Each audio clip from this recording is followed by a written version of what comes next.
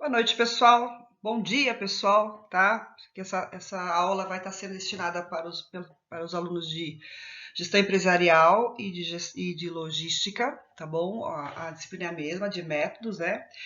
E eu desejo a todos boas-vindas, bom retorno nesse novo formato de aula que nós estamos, né, colocando para vocês. Vamos tentar fazer as coisas da melhor forma possível, atendê-los da melhor forma possível.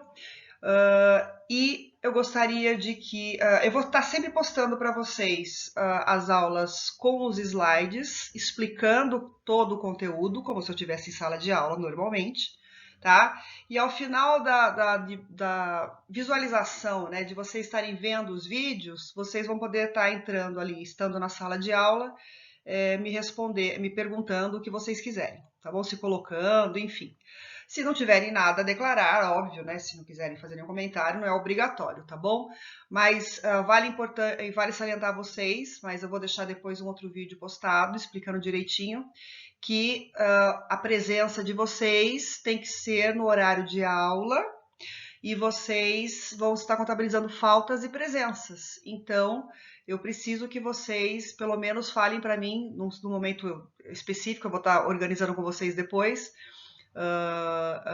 essa questão da presença para que vocês falem, professor, estou aqui, tá bom?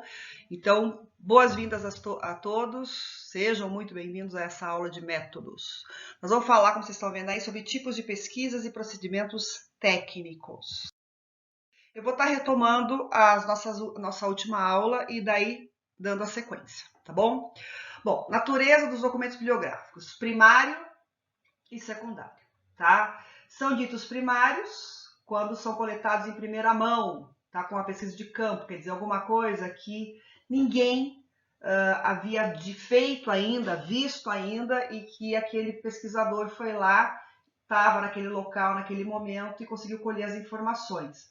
Então, quando você produz documentos, quando você escreve algo sobre dados coletados em primeira mão em algum local, através de depoimentos, entrevistas, etc., você vai estar ali colhendo documentos bibliográficos chamados de primários.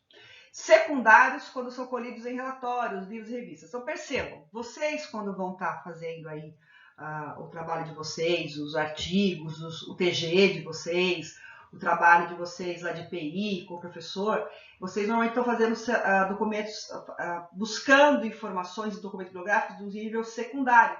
Vocês buscam essas informações em livros, vocês buscam essas informações em artigos, na internet, etc., de alguém, sobre o que alguém falou.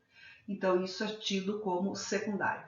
Normalmente, os primários são teses de doutorado, de mestrado, onde o pesquisador vai até o local para verificar o que está acontecendo, né, naquele local, sobre o assunto que ele está defendendo.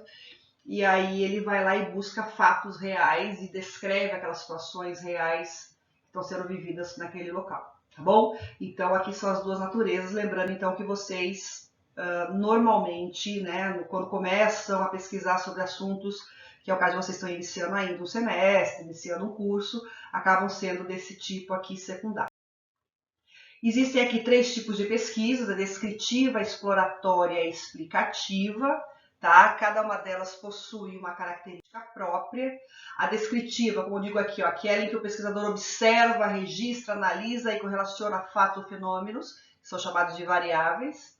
Tá? Então aqui não existe uma manipulação. Eu vou descrever um fato. Eu vou lá, vejo o que está acontecendo, assisto, por assim dizer, uma situação, observo aquela situação e depois eu descrevo ela tal qual eu a vi, tal qual eu enxerguei. Então, é descritiva, descrevendo uma situação qualquer ou situações quaisquer que você esteja pesquisando. Normalmente utilizada em ciências humanas e sociais, tá? Em pesquisa de opinião, etc. e tal, tá bom? Então, esse é o primeiro modelo, pesquisa descritiva. A outra é a exploratória. Tem o objetivo de explorar um problema ou uma situação para prover critérios de compreensão. Então, aqui, gente, é quando a pessoa não conhece sobre determinado assunto e ela quer ir a fundo dentro daquele assunto, explorar aquele assunto até o fim e descobrir onde, como e por que estão acontecendo aquelas coisas. tá? Aqui, ó, a grande maioria dessas pesquisas envolve levantamento bibliográfico, entrevista com as pessoas que tiveram aquela experiência, naquele problema qualquer, e analisar os exemplos para entender o que é que está acontecendo. Então, repito, a palavra está dizendo, vou explorar um fato qualquer a fundo para tentar entender o motivo de que ele acontece, tá? E só voltando um pouco ainda, é importante colocar para vocês que ela é utilizada normalmente em estudos de caso, tá? Bom, a explicativa, a terceira aqui, o principal objetivo dela é identificar os fatores que determinam, contribuem para a ocorrência dos fenômenos, explicar a razão e o porquê de que alguma coisa, algum fenômeno, alguma situação acontece, tá? Ela normalmente é mais profunda e mais complexa, tá? Normalmente as teses que a gente faz de doutorado, de mestrado, elas caem muito nessa situação explicativa, porque a gente vai verificar um fenômeno, verificar uma situação, entender o porquê que ela acontece, como ela acontece, onde ela acontece, por que ela acontece, e tentar encontrar formas, através da pesquisa com as pessoas envolvidas, de como poderíamos resolvê-la ou minimizá-la, se fosse o caso, né? Nem sempre você consegue resolver um problema, tá? Mas a pesquisa explicativa cairia nessa situação aqui, ó, de causa e efeito. Então, está acontecendo tal coisa por causa de um motivo qualquer, tá?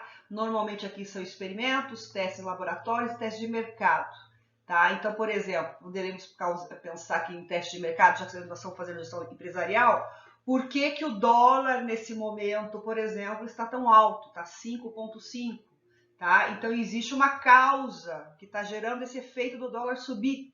Então, teríamos que explorar, buscar a explicação no motivo disso, através de fatos, tá? Não é de achismos, através de fatos. Aqui foi só um exemplo simples, mas para vocês entenderem que eu quero explicar um fenômeno, então eu tenho que buscar o motivo que está levando aquilo, causa e efeito, tá? Aqui, com relação às três abordagens, né, de tipo de pesquisa, exploratória, descritiva e explicativa, nós temos objetivos, características e métodos. Aqui é só um resumo do que eu acabei de comentar com vocês nos slides anteriores, tá bom? É só um fechamento aqui com relação aos objetivos, tá?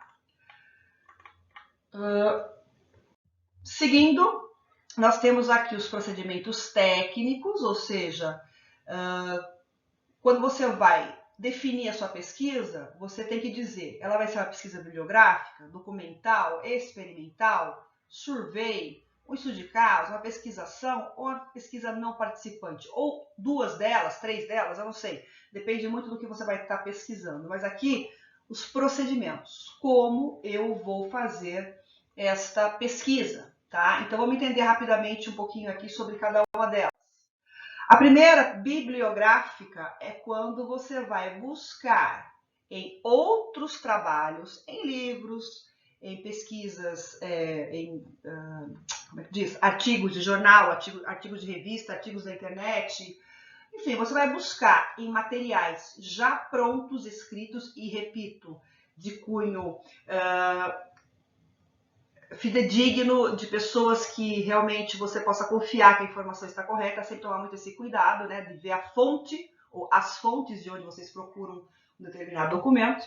E uma vez que você tem essa certeza, vamos por assim dizer, você vai estar buscando informações através de coisas que já foram escritas, então você vai estar buscando ou realizando uma pesquisa bibliográfica, ou seja, apenas com base em fatos já escritos e descritos e explicados por outros em documentos, repito, com uma certa ou uma grande, eu diria, importância e relevância no meio no qual ele está inserido, ok? Então é importante que você tenha sempre a certeza de que você está trabalhando com informações corretas, informações fidedignas, ok? Quando se tratar desse tipo de pesquisa.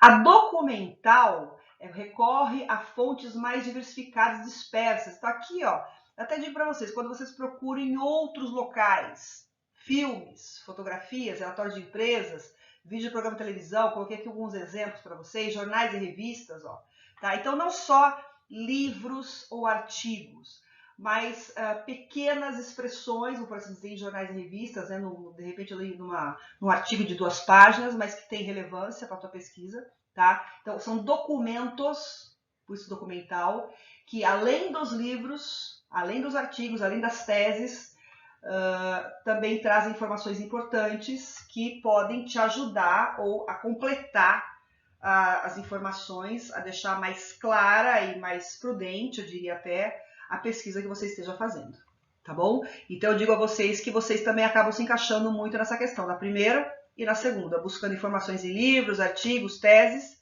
e também em cartas, eu não diria, mas jornais, revistas e relatórios, acredito que bastante. Muitos alunos meus acabam utilizando esse formato também para escrever os seus artigos, tá bom? Os seus TGs também. A experimental, pessoal, está mais ligado às ciências físicas e naturais, trabalhando com situações, realidades recriadas em laboratório. Normalmente, a experimental é aquela que quer ver uma causa e efeito no sentido de provar alguma coisa, tá? Então, aqui, ó, quando um fato ou fenômeno da realidade é reproduzido de forma controlada, com o objetivo de descobrir os fatores que produzem o que por eles são produzidos. Tá? Então, normalmente, quando você quer, pesquisadores aí querem descobrir, por exemplo, a cura do câncer, querem encontrar agora a vacina para o coronavírus, por exemplo. Então, muita gente fazendo pesquisa aí da área da física, das ciências naturais, da biologia, né? E tentando encontrar aí as variáveis, os parâmetros, experimentando várias questões, essas várias variáveis, para tentar chegar num bem comum aí, num denominador comum que realmente responda de forma positiva, né, para a questão da descoberta que se procura, tá? Para a pesquisa que se está fazendo. Normalmente vocês acabam não entrando nesse modelo de pesquisa. Normalmente, repito, isso óbvio que não é uma coisa fechada, tá bom? O survey, esse eu acho que encaixa bastante para vocês e é muito usado, tá? No meio científico, no meio da pesquisa, né? Porque aqui quando você tenta obter os dados e informações sobre características, opiniões de determinado grupo, tá? Utilizando um questionário ou um roteiro de perguntas. Então, assim, é muito comum a gente usar o survey nas pesquisas, porque ele é uma ferramenta que nos ajuda a colher com maior facilidade uma grande quantidade de informações de um grande número de pessoas. Então, por exemplo, se vocês querem fazer uma pesquisa na empresa de vocês e querem saber como é que os funcionários estão se sentindo com relação ao novo gerente, por exemplo, querem saber como é que as pessoas estão se sentindo nesse momento com relação a alguma questão sociocultural, como é que as pessoas se sentindo ficando em casa, isoladas, que é o nosso caso agora, né? Todo mundo em casa. Eu quero saber das pessoas, eu quero buscar as informações lá, na ponta, e através de questionários que vão gerar depois gráficos, vão gerar levantamentos estatísticos. Esse modelo seria a pesquisa de survey. Ela é bastante usada, tá? Eu particularmente utilizo bastante, porque ela nos dá respostas bastante reais sobre as sensações ou a real sensação das pessoas em relação àquela situação, problema, e você consegue ter uma devolutiva fácil e rápida, até porque você consegue daí disseminar esse questionário para um número enorme de pessoas e consegue daí fichar isso de forma muito rápida. Então é extremamente eficiente esse modelo aqui de levantamento de pesquisa chamada survey, tá? Estudo de caso, para quem trabalha, quem faz as teses de doutorado e mestrado, são muito comuns, que é quando você vai até o local, senta lá e observa uma situação, problema durante dias, meses, às vezes até ano, tá? Dependendo do trabalho que você está fazendo, tá? Então é quando você vai lá e vai com profundidade saber onde, como, por quê, quem, quando as coisas acontecem naquele meio em que você está pesquisando, sobre aquele caso específico que você está analisando. Por exemplo, eu, na minha tese de mestrado, fiz um estudo de caso sobre o uso de um software para aulas de matemática dos alunos do ensino médio, numa escola aqui de Bragança, através de uma professora que dava essas aulas. Então eu ficava sentadinha lá no canto, gravando as aulas e anotando tudo o que acontecia, desde a postura da professora, o que ela explicava, a forma como os alunos enxergavam aquilo, como é que eles respondiam aquilo, se era melhor naquele formato ou se ficasse na sala de aula só com giz e lousa. Então eu estava estudando um caso específico de uma sala específica, com uma professora específica, usando um software específico, com uma disciplina específica. Então, repara, matemática, uso de tecnologia, sala de informática, professora fulana de tal. Em comparação a um modelo tradicional, sala de aula, professora e os alunos. Então, aí foi isso de caso, onde eu fiz várias verificações, obtive vários relatos, fiz questionário, estava a perguntar para os alunos na época como é que eles se sentiam com relação àquele tipo de aula. E aí, depois que você obtém todas as informações, você tem todas elas em mãos, você acaba juntando-as para poder fazer a escrita do seu trabalho, tá? Mas isso é um estudo de casos. Pesquisação é quando você vai pesquisar também lá a campo, vai até algum lugar para pesquisar alguma coisa, mas você tem uma participação, participação planejada do pesquisador, tá? Então é quando você vai investigar alguma coisa, por exemplo, o estudo de caso que eu expliquei para vocês agora anteriormente, que eu fiz, o meu foi estudo de caso porque eu não interferia. Eu sentava no fundo da sala e só observava e anotava e gravava. Quando se eu, naquele momento, intervisse também, eu fosse lá e sentasse com os alunos, desse palpite, falasse, não, e se você usar assim ou não daquele jeito o software? Professora, e se você explicasse de tal jeito e não desse jeito que você explicou? Então, na hora que eu começo a estar estudando um caso, estou lá, estou presente, mas eu deixo de ser só observadora e passo a também opinar, dar palpite e intervir naquele meio, então eu deixo de ser um estudo de caso e passo a ser uma pesquisa-ação. Tá? Pesquisa não participante é quando você observa vários fatores em vários momentos diferentes, em várias situações diferentes que envolvem a sua pesquisa, mas que você só observa. Encaixa-se muito com aquela primeira que eu falei para vocês do estudo de caso, não, primeira não, né? Duas atrás aí do estudo de caso, onde eu fiquei sentadinha, só observando, sem ter nenhuma interação com relação às pessoas envolvidas durante a pesquisa, tá? Fico apenas como um espectador, tá? Bom, aí aqui então tem um exercício para vocês, pensando no tipo de pesquisa e procedimentos técnicos apresentados nessas slides, no caso de você iniciar um trabalho de pesquisa, qual dos modelos você escolheria? Justifique sua resposta. Então aí eu vou querer então que vocês se dividam aí, pode se dividir em trios, ok? Se preferirem duplas, ok, que sejam duplas, mas eu quero que seja feito em grupos. E vocês, então, vão dizer para mim vou fazer um exercício para mim agora, que será entregue lá na plataforma. Eu vou organizar para vocês, eu vou postar para vocês o exercício de forma separada lá, vocês vão estar vendo isso. E aí vocês vão fazer para mim e fazer a entrega também online. Tá bom? Eu ainda não sei lá no sistema se eu vou colocar para vocês entregarem por lá mesmo ou por e-mail, mas eu vou ter as informações mais específicas com relação ao exercício lá na plataforma, vocês observem, por favor, tá bom? Então, por hoje é só, um abraço a todos, boa semana e até a aula que vem.